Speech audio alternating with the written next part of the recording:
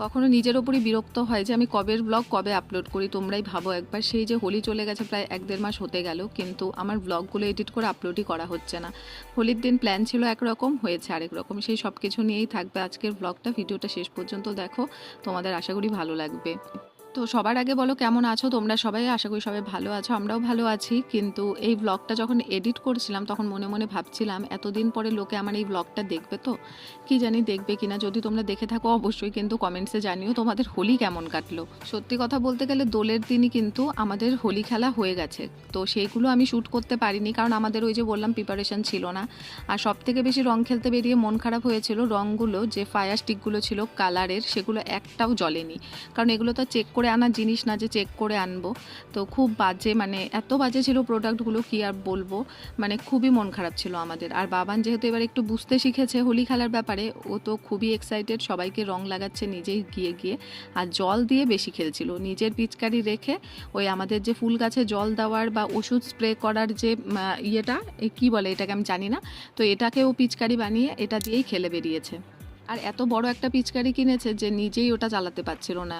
আর যে স্প্রেটা ছিল সেটা পাম্প করে দেওয়াতে ও খুব সুবিধা মতন চালাচ্ছিল। যাই হোক, খুশি হয়েছে, আনন্দ হয়েছে, এতেই অনেক। তারপর সবাই মিলে রং মেখে ভূত হয়ে চলে আসি আমার ননাসের বাড়িতে।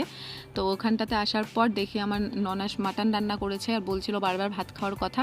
তো সেই জন্য সবাই 1 পিস করে মাটন খেলো, শুধুমাত্র আমি বাদে, কারণ আমার ওই দিনকে নিরামিষ ছিল, সোমবার ছিল। আমি হচ্ছে আমার ননাসেরই শাশুড়ি মা প্রসাদ বানিয়েছিল গোপালের ভোগ, ওইটা খেয়েছি। খেয়ে মানে আমি আর বাবান খেয়ে তারপর চলে আসি ননদের বাড়িতে। ওরা তো রং টং একবার খেলা শেষ সকালবেলাতে, খেলে ওরা হয়তো বা রেস্ট করছিল। তো এর আগের দিন ওরা বিকেলবেলায় গিয়ে আমাদেরকে ভূত বানিয়ে এসেছিলো।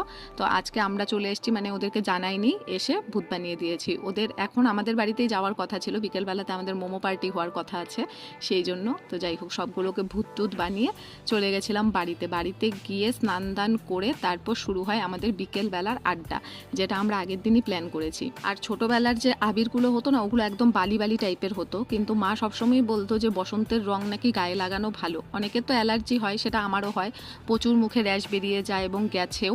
তো তাতে আমার কিছু আসে যায় না। বছরের একটা দিন আমি প্রতি বছরই রং খেলি আমাদের বাড়িতে গিয়ে। এই বিয়ের পর 7 বছর হলো, মানে শুধুমাত্র 2 বছরই আমি আমার শ্বশুরবাড়িতে হোলি কাটিয়েছি, বাদবাকি আমি আমার বাপের বাড়িতেই হোলি কাটাই। এর আগের পুরনো ব্লগগুলো দেখলে তোমরা বুঝতে পারবে আমাদের বাড়িতে তো মানে প্রচণ্ড আনন্দ করে আমরা রং খেলার 2টো দিন পার করি।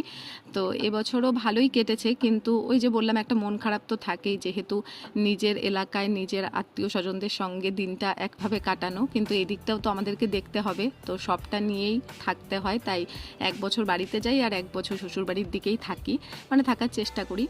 আর এদিকে দেখো একের পর এক রং মাখিয়েই যাচ্ছে, মানে একবার না পুরো গোটা প্যাকেট ধরে মাথায় ঢেলে দিচ্ছে।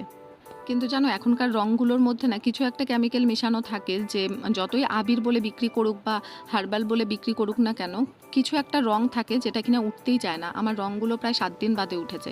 হালকা হালকা রং লেগেই ছিল, জানি না কি মেশানো থাকে। কিন্তু ছোটোবেলায় যখন আমরা খেলতাম তখন ওই পিঙ্ক কালারের আভা আবির থাকতো, তার সাথে খুনি রং, যেটা জলের মধ্যে মিক্স করে দিত বা হাতের মধ্যে মিক্স করে নিয়ে সবার মুখে মাখতাম। আর ওই রং তো প্রায় 15 দিনের আগে কোনো দিনই উঠতো না।